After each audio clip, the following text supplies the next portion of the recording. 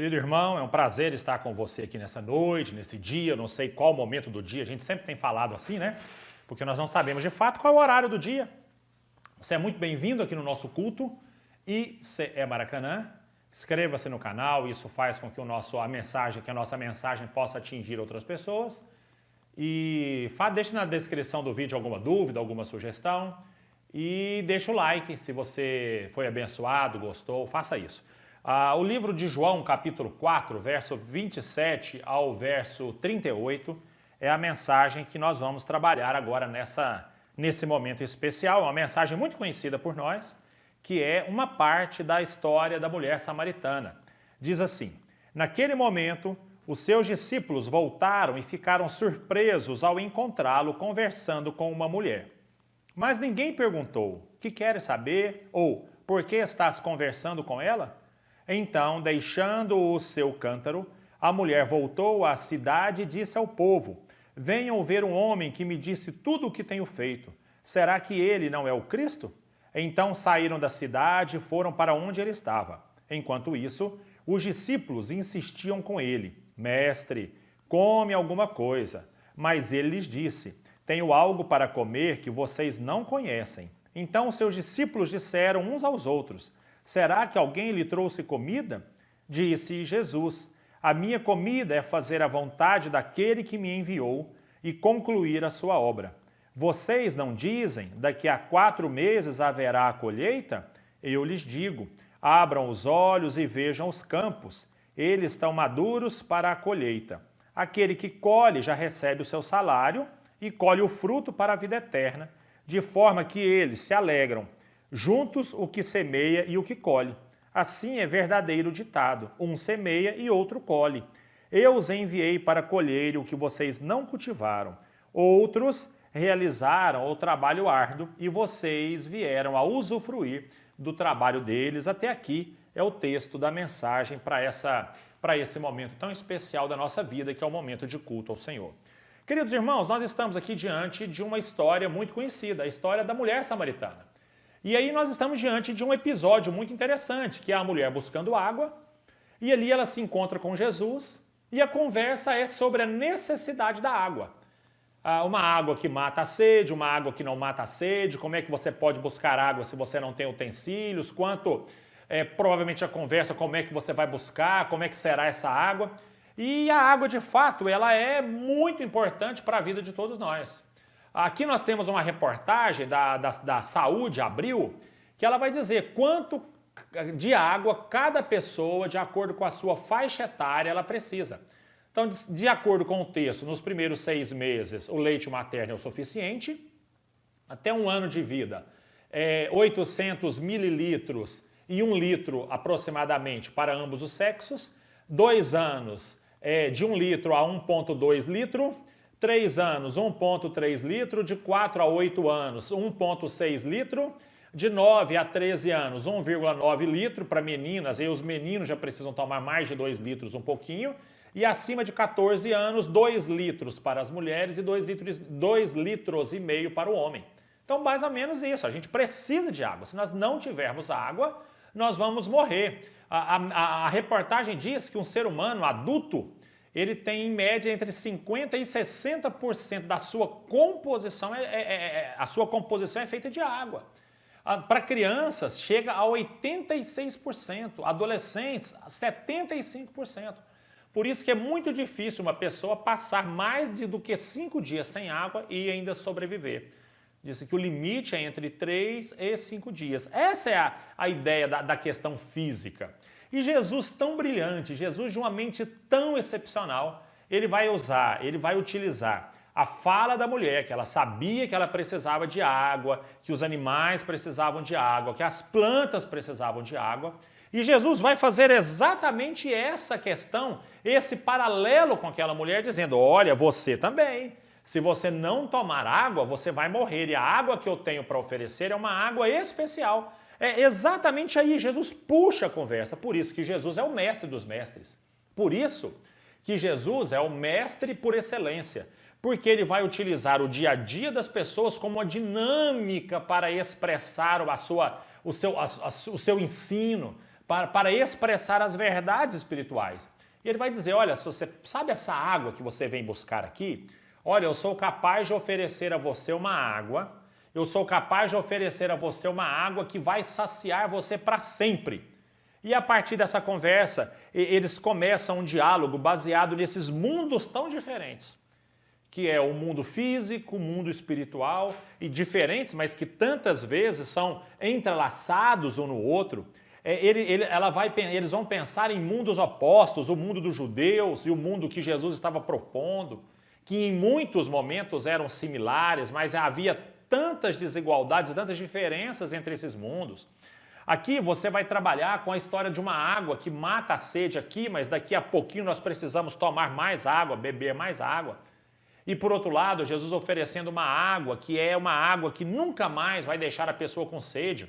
Aquela sede existencial, aquela sede da sua vida, do seu íntimo. E é exatamente nesse contexto que acontece essa história. Jesus conversando com uma mulher, uma samaritana, durante o texto nós vamos conversar um pouquinho mais sobre o que significa isso. E aqui você tem Jesus conversando com essa mulher, um Jesus que sequer deveria estar ali naquele território, não era de bom grado, não era bom para um judeu passar por meio da Samaria, não era elegante, muito menos, e era muito pouco aceitável a conversa de um homem publicamente com uma mulher, ainda mais se essa mulher fosse de um comportamento que talvez aos padrões dos judeus não era um comportamento que era aceitável e exemplar. Então Jesus, nesse contexto, Jesus está ali no poço, a mulher chega para buscar água, eles conversam, Jesus diz que a água que ele tem para oferecer é uma água eterna, é uma água para sempre, e quando a gente parte desse pressuposto, no meio dessa conversa, a gente chega a algumas conclusões sobre algumas características tão importantes do Evangelho de Jesus, do Reino de Deus. O Evangelho, meus queridos irmãos, do qual nós somos representantes. Muito me assusta nos dias de hoje, às vezes, nós nos comportarmos como se nós não fôssemos cristãos, diante das dificuldades da vida, diante daquele que é tão diferente de nós em tantos momentos, diante das lutas do outro, diante do pecado do outro. Jesus sempre foi tão claro, vai, não peca mais, mas sempre Jesus foi tão amoroso com o pecador, sempre dizendo para ele, olha, o seu pecado não é certo, eu não estou aceitando o seu pecado, mas eu estou aceitando você. E quantas vezes eu tenho visto hoje, e nós, às vezes até eu mesmo, a minha intolerância diante do mundo, essas questões tão sérias sobre como eu lido com o próximo, com o outro, com a pessoa que está próxima, na maior parte das vezes com aquele que é inferior a mim, que está numa situação mais difícil do que a minha, às vezes uma situação econômica, às vezes uma situação social, emocional e espiritual, que era o caso dessa mulher. Era uma mulher que vivia uma vida muito complicada, parece uma vida muito sofrida, os seus relacionamentos sempre tão complicados, e Jesus vai lidar com essa mulher de um jeito exemplar. E eu quero conversar com você sobre essas características, que são, na minha concepção, características empolgantes do Evangelho. O Evangelho aqui realmente, ele empolga, ele é empolgante, o Evangelho de Jesus, a maneira como ele lida, e eu creio que nós precisamos imitar Jesus em todos os aspectos, inclusive nesse. A primeira característica do Evangelho é um Evangelho que é surpreendente. Esse Evangelho de Cristo, ele é uma surpresa. Ele é surpreendente de fato, meus irmãos. Porque o Evangelho surpreende, o Evangelho está na contracultura, o Evangelho está na contramão da história. O Evangelho está na contramão das crenças das pessoas. O Evangelho continua sendo surpreendente. É aquela história, quanto você ganha para levar Bíblia e distribuí-la para adolescentes na escola? Eu não ganho nada. Muito pelo contrário, eu pago para fazer isso. Assim os meus irmãos gideões fazem, tiram do bolso, investem naquilo, distribuem Bíblia para os outros. O que você ganha? Eu não ganho nada. Eu gasto para fazer. Isso é uma surpresa para as pessoas lá fora. Como é que pode existir alguém que pode fazer isso? Porque o Evangelho, de fato, ele é surpreendente. Aqui o contexto, a história, diz o seguinte para nós. Olha, os discípulos voltaram. Eles voltam. Tudo indica que eles tinham ido comprar comida. No capítulo 4, versículo 31, exatamente aqui no texto que nós lemos, no capítulo 4, eles estão oferecendo comida para Jesus. Parece-me que é uma indicação de que eles deixam Jesus e vão a algum lugar comprar comida, conseguir comida, pedir comida, alguma coisa provavelmente acontece. Quando eles chegam, eles têm a primeira surpresa. esse Jesus conversando com uma mulher. Um homem público. Jesus era um rabi, era um mestre, um homem público, tinha discípulos, inclusive. E ele está ali conversando com uma mulher. A primeira surpresa. Segundo, não era uma mulher qualquer, era uma mulher samaritana. Só o fato dessa mulher ser samaritana já era um grande problema para um judeu. E ela era mulher e era samaritana. Era uma mulher samaritana e recasada. Ela era uma mulher samaritana, uma mulher que já teve vários casamentos e ainda para piorar toda a situação, era uma mulher que teve vários casamentos e esse casamento que ela tinha não era dela. Ou seja, ela tinha apenas um amante. E Jesus está conversando com ele, para vocês terem com ela, para os irmãos terem uma ideia. Essas aqui são algumas falas, algumas expressões típicas dos dias de Jesus. Que ninguém fale com uma mulher na rua, nem mesmo com a sua esposa. Ou, melhor queimar as palavras da lei do que dá-las a uma mulher. Lá na antiguidade, assim era proferido: há 3 bênçãos para agradecer ao destino. A primeira, que nasci ser humano e não animal. A segunda, que nasci homem e não nasci mulher. E a terceira, que nasci grego e não nasci bárbaro. Isso lá no passado, até inclusive antes de Jesus. No Império Grego, sobre todo o orgulho de ser grego. Por aqui você tem a noção de como as pessoas tratavam uma mulher. E a mulher era samaritana, era recasada, tinha um amante. E de alguma forma, os discípulos ficam ali surpresos com aquilo. Eles só não têm coragem de perguntar, como diz o verso 27. Eles só não têm coragem de perguntar por que Jesus está conversando com aquela mulher.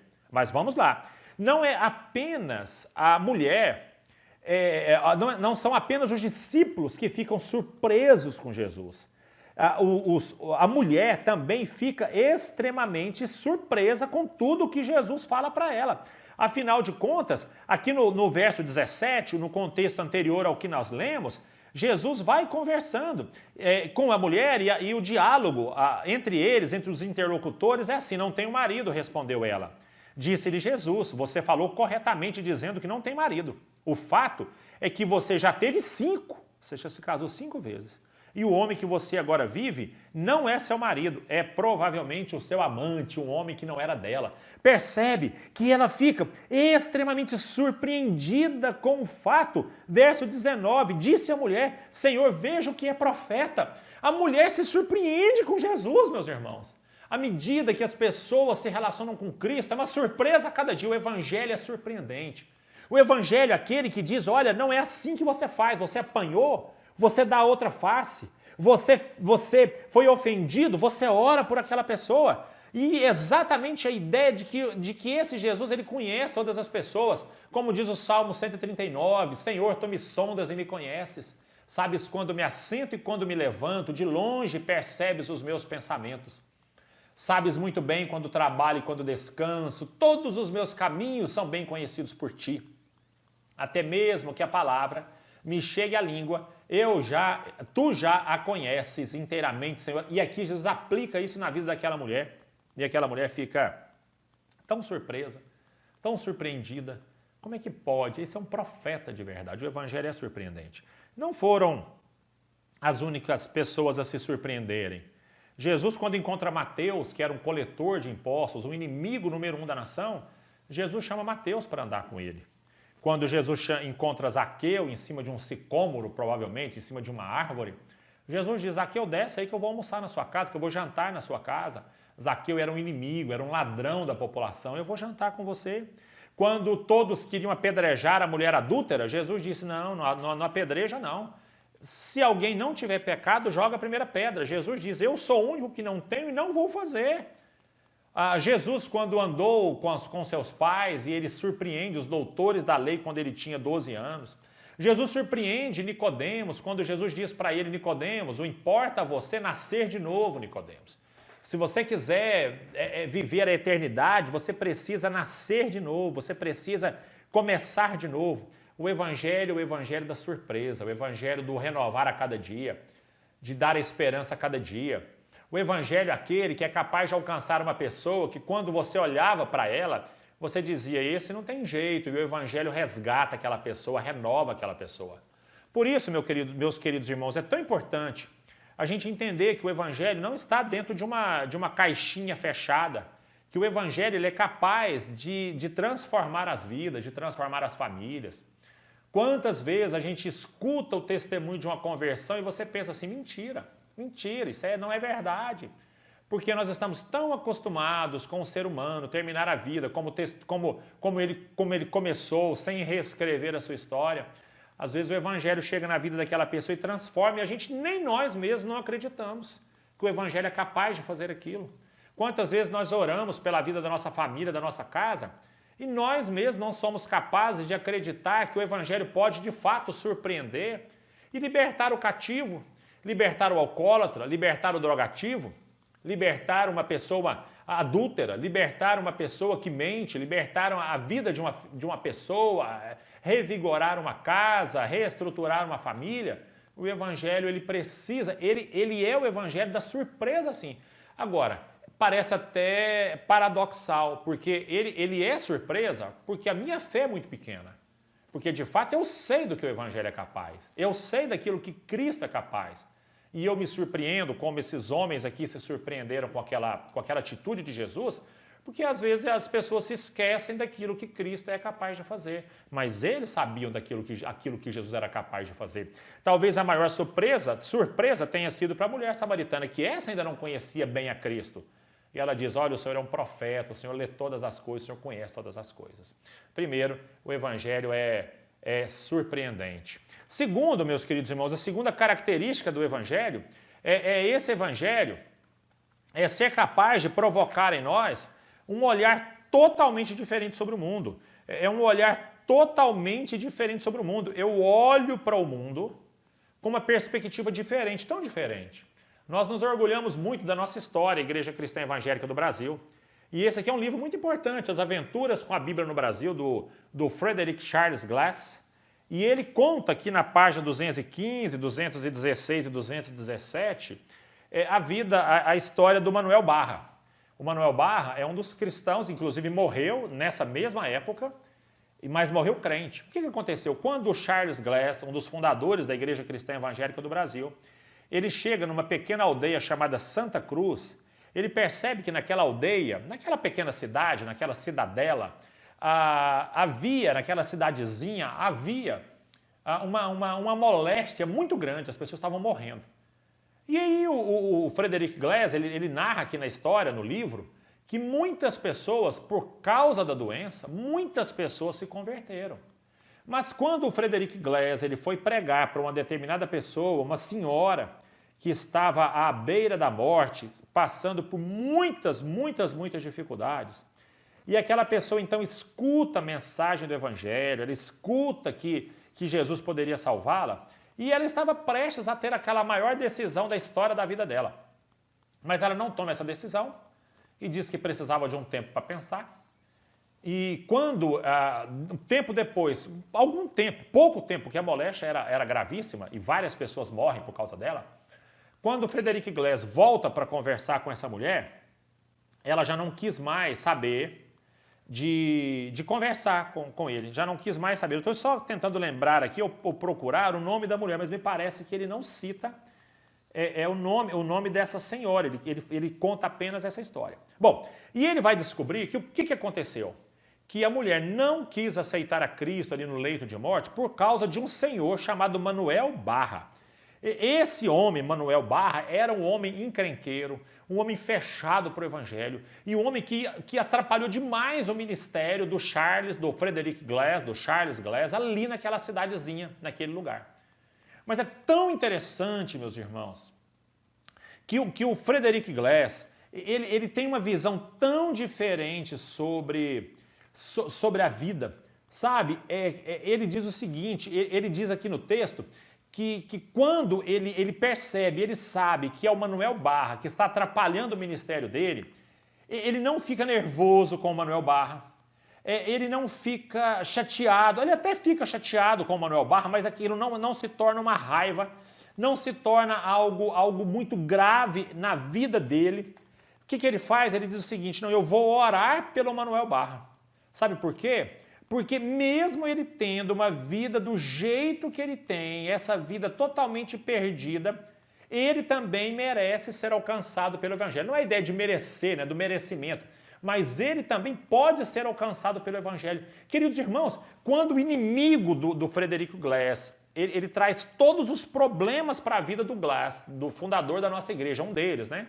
O vendedor de Bíblia, o que distribuía Bíblia, ele não fica com raiva. O olhar que ele tem sobre o pecador é, olha, ele precisa de Cristo. E eu tenho que orar por ele para que ele possa entender Jesus como Salvador. O Manuel Barra fica doente. Parece que a doença ela estava contaminando, né? Bem parecida com os nossos dias. Ela estava contaminando várias pessoas e quase todas que se contaminavam morriam. E o Manuel Barra, a mesma coisa. O Manuel Barra ficou doente e o Frederick Glass falou, eu vou lá visitá-lo, eu vou conversar com ele, eu vou apresentar Jesus para ele. E disse que ele não quis, ele não aceita, disse que a fisionomia dele era totalmente fechada, muito carrancudo, ele recusa qualquer tipo de apelo, qualquer tipo de desejo por Cristo. E o Frederick Glass vai embora e diz que depois de algumas horas o Manuel Barra manda chamar. Gente, olha que maravilha o Evangelho, é a surpresa do Evangelho. Surpresa porque nós não temos fé, mas nós sabemos que ele tem esse poder. Então o Manuel Barra manda chamar de volta o Frederick Glass, e quando o Glass chega naquele lugar, ali no leito de morte, com a mulher dele também já doente, ele fala, Frederico, ou Glass, eu não sei como é que ele chamava, ou missionário, pastor, eu não sei bem como é que ele chamava aquela pessoa, né, o Glass, o Manuel Barra diz, eu me arrependo de todos os meus pecados, me perdoa. Diz que o Glass ora por ele naquele momento e ele aceita Cristo. Poucos minutos depois ele morre e o próprio Frederico Glass vai fazer o culto fúnebre dele com alguns crentes da comunidade, porque ninguém mais queria ir até o velório ou o culto fúnebre ou ao cortejo do Manuel Barra. Apenas os crentes foram. Olha para você ter uma ideia como é o olhar do crente sobre o mundo. O Manuel Barra era um homem que colocou todos os empecilhos para o Evangelho. E o Glass diz, não, eu vou orar por ele. E quando ele chama, o Glass fala, o livro narra, que em pouquíssimos minutos o Glass estava lá, pregando o Evangelho. E ao final, depois da morte do Manuel Barra, os crentes é que foram para o cortejo, para o culto fúnebre dele. Olha que maravilha. É o Evangelho com um olhar totalmente diferente sobre as pessoas. É diferente, enquanto todo mundo estava olhando para os samaritanos como um povo perdido, um povo totalmente perdido, longe, sujo, imundo, Cristo olhava para aquele povo dizendo, olha, faltam aí 4 meses para a colheita, olha os campos, como é que eles estão brancos, olha os campos. A ideia dos 4 meses para a colheita, parece-me que aqui é um ditado popular, tá? Ou seja, não adianta ter pressa. 4 meses para a colheita, você tem que esperar. A ideia é, olha o campo, olha, espera, mas olha como é que os samaritanos estão prontos para receber o Evangelho. Enquanto os judeus olhavam para os samaritanos com um olhar de repulsa, de repúdio, Jesus olhava para aqueles homens como um terreno branco, como um slide, pronto para a colheita. Era um povo de coração aberto, era um povo... Tanto é que quando a mulher samaritana volta, ela chama os seus compatriotas, as pessoas próximas, e elas também vão se encantar pelo Evangelho de Jesus. Queridos irmãos, o Evangelho não pode ser igual ao olhar, que as pessoas que não são do Evangelho têm. Nós não podemos ser assim, nós não podemos. Esse olhar que lá no mundo, o político, o juiz, o delegado que não é crente, o professor, essas pessoas, elas têm um olhar para o mundo, um olhar diferente daquele que o cristão tem. Se o político é crente, ele tem que ter um olhar diferente pelo mundo. Se o delegado é crente, se o professor é crente, eles têm que ter um olhar diferente sobre o mundo. O olhar nosso é outro. Olha, aquele não presta. Não, pera aí um pouquinho. Ele não presta? E Jesus que pode alcançar a vida dele? E aquele fulano não vale nada, mas se Jesus alcançar a vida dele, eu vou orar por ele. Isso vale, inclusive, para dentro das nossas casas. Qual é o olhar que eu tenho sobre o meu lar? Qual é o olhar que eu tenho sobre a minha família, como campo missionário, como gente que precisa entender Jesus como Salvador? Então, tudo isso faz com que eu tenha um olhar diferente sobre o mundo. Um olhar diferente. Esperar do pecador pecado, e esperar do crente santidade. Isso é esperar, esse é o olhar que a gente deve ter sobre o mundo. E a terceira e última característica é que o Evangelho é capaz de colocar tudo no seu lugar. O Evangelho coloca a água no lugar da água, a comida no lugar da comida e o Evangelho no lugar do Evangelho. A gente mistura muitas coisas, mistura coisa demais. Essa é uma brincadeira aqui no Instagram. A pergunta para um pastor que está bem famoso, como a gente fala, uma esquetezinha que ele faz lá, as pessoas perguntam. E a pergunta era assim, pastor, eu visto de coelhinho da Páscoa na época da Páscoa para levar ovo para os meus filhos, ovinho de Páscoa, está certo, o crente pode fazer? A resposta foi, não, isso nem coisa de crente não é. Irmãos, desculpe, mas eu não tenho essa perspectiva sobre a vida, sobre essas coisas. Para mim, Jesus coloca cada coisa no seu lugar. Se o ovinho de Páscoa está substituindo o sacrifício de Jesus, nós colocamos as coisas nos lugares errados, nas prateleiras erradas. Se o trabalho substitui o amor que eu tenho por Cristo, eu estou colocando o trabalho em prateleira errada. Se qualquer coisa toma o lugar de Jesus, eu estou colocando as coisas nos lugares errados. Jesus é capaz de colocar tudo no seu devido lugar. Ele vai dizer para aquela mulher que a água não é nada mais do que a água. Depois ele vai conversar com aquelas pessoas e dizendo, olha, vocês estão me oferecendo comida, agora eu não tenho apenas a água que mata a sede para sempre. Eu tenho também o pão que mata para sempre. Eu tenho a comida que mata para sempre, que sacia a fome de qualquer pessoa. Aqui no 4:31 ele diz, mestre, come alguma coisa. E depois lá na frente Jesus vai dizer, olha, eu sou capaz de saciar para sempre a fome de todas as pessoas. A água é o elemento mais importante da natureza, só que ele não salva a vida das pessoas. E Jesus é capaz de dizer, não que você não tenha que tomar água, não que a água não seja importante, mas eu sou mais importante do que a água. E eu sou mais importante do que a água. A comida, o mais importante para mim como Cristo é fazer a vontade daquele que me enviou. Capítulo 4, versículo 34.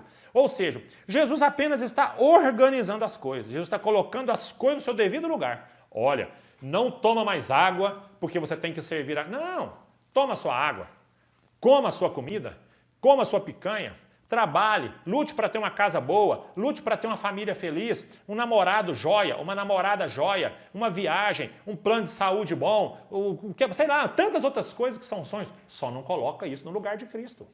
Só não coloca essas coisas no lugar de Jesus. E é o nosso medo aqui na pandemia, um ano as pessoas, muitas pessoas sem terem essa vontade, algumas poucas pessoas, mas ainda a gente vê, e eu tenho ouvido isso de tantos colegas, o esfriamento da fé de um grupo, infelizmente, né? Infelizmente, qualquer número é muito, mas um grupo pequeno que parece que está perdendo aos poucos o interesse pelo Evangelho, o interesse pelas coisas de Deus. E aqui Jesus está dizendo, gente, coloque as coisas no seu devido lugar. Olha, toma sua água, coma o seu pão, mas não coloque nem a água nem o pão no lugar do pão que é vida, embora ele não fale necessariamente de pão, mas é o fruto aqui do trigo. Ele vai falar de comida especialmente e da água que é para sempre. Jesus, o que ele faz aqui? Ele organiza as coisas no seu devido lugar. Ele coloca as coisas no seu devido lugar. Em raras exceções, Jesus vai pedir para você os seus bens materiais para poder servi-lo. São raras as exceções que Jesus vai pedir para você o seu namoro para poder servi-lo. São raras as exceções que Jesus vai pedir o seu emprego para poder servi-lo. Há pessoas que têm chamados específicos para missões, para ministério de tempo integral, para viver uma vida de pobreza. Há pessoas que têm essas características, mas essas são as exceções. No mais, meu irmão, Jesus quer que você trabalhe, que você esteja no mundo, lá fora, trabalhando e testemunhando dele. A questão é que a gente tem visto muitas pessoas colocarem isso numa prateleira, numa altura, e o Evangelho de Cristo num nível mais baixo. E não é assim. É o contrário. Jesus está organizando, colocando cada coisa no seu devido lugar. Do que adianta ganhar a vida inteira se perder a sua alma, ou do que adianta você ganhar o mundo inteiro e perder a sua alma, mais vale um pecador que se arrepende do que todas as riquezas do mundo. É isso, Jesus simplesmente ele diz, olha, existem coisas importantes, coisas boas, porém, cada coisa no seu lugar. Esse é o meu desafio final para você. Deixa o Evangelho colocar as coisas nos lugares que essas coisas devem estar. A família, na importância que a família tem, sem tomar o lugar do Evangelho. A comida, a boa comida, sem tomar o lugar do Evangelho. O dinheiro, o trabalho, a riqueza, sem tomar lugar do Evangelho. O Evangelho de Cristo é, de fato, o que deve estar acima e em cima de todas as coisas. E Jesus diz isso. Toma sua aguinha, coma o seu pão, mas saiba, o que eu tenho é para sempre. Isso aí é passageiro. Então, o que eu tenho é num lugar. O que você tem é em outro lugar. Pode até ter, não é pecado ter, não é pecado tomar água, não é pecado comer. O pecado, às vezes, é achar que essa água pode ser maior do que a água que eu tenho para oferecer, que é a água da vida eterna. Organiza, coloca cada coisa no seu devido lugar. Deixa o Evangelho fazer isso na sua vida. Primeiramente, então, nós temos aqui claramente a ideia de que Jesus é uma surpresa, né? Surpreende sempre. Não deveria surpreender o crente, porque o crente conhece e sabe que todas as coisas são possíveis àquele que crê, e todas as coisas são possíveis para o Evangelho, mas a gente se surpreende. Segundo, o Evangelho ele tem um olhar diferente sobre o mundo, muito diferente do olhar lá de fora, é um Evangelho diferente. A mulher samaritana, ninguém encosta nela. Eu sou Cristo, eu vou lá porque eu quero, eu tenho plano na vida daquela mulher. Então vamos orar, meus irmãos? Senhor Deus, obrigado pela manhã, tarde, noite, pelo dia. Que o Senhor nos ensine a fazer a revolução por meio do Evangelho. O Evangelho que salva, que cura, que transforma, que renova, que traz esperança e que sejamos mensageiros desse Evangelho, meu Pai. Que seja assim, Senhor. Que a nossa vida, não apenas na vida dos outros, mas na nossa vida também, que nós possamos, Senhor, ser, meu Pai, esse mensageiro da esperança para o mundo e para a nossa casa também, para a nossa vida também. Deus amado, que o Senhor guarde e proteja cada pessoa que nesse instante está sem a esperança do Evangelho. Sem acreditar que o Evangelho transforma, sem ter um olhar para um filho, achando que o mundo às vezes tem razão, que aquele menino não tem jeito, que aquela menina não tem jeito. Mas não, meu Pai, o Evangelho é diferente. O Evangelho propõe a Cristo acima de tudo e todas as esperanças para todas as pessoas. Deus amado, essa é a nossa oração que fazemos agora, rogando pelo nosso trabalho, pela saúde, conforto para os enlutados, saúde para os enfermos, sustento para a nossa família, espiritual, emocional, financeiro, que o Senhor nos abençoe assim. Essa é a nossa oração, no nome de Jesus Cristo, e que o amor de Deus, a graça do nosso Senhor e Salvador Jesus Cristo, consolo, comunhão e o conforto do Espírito Santo possam estar aqui conosco e também com todos os nossos irmãos em todos os lugares da terra, hoje, amanhã e até a volta bendita e gloriosa do Senhor Jesus. Amém.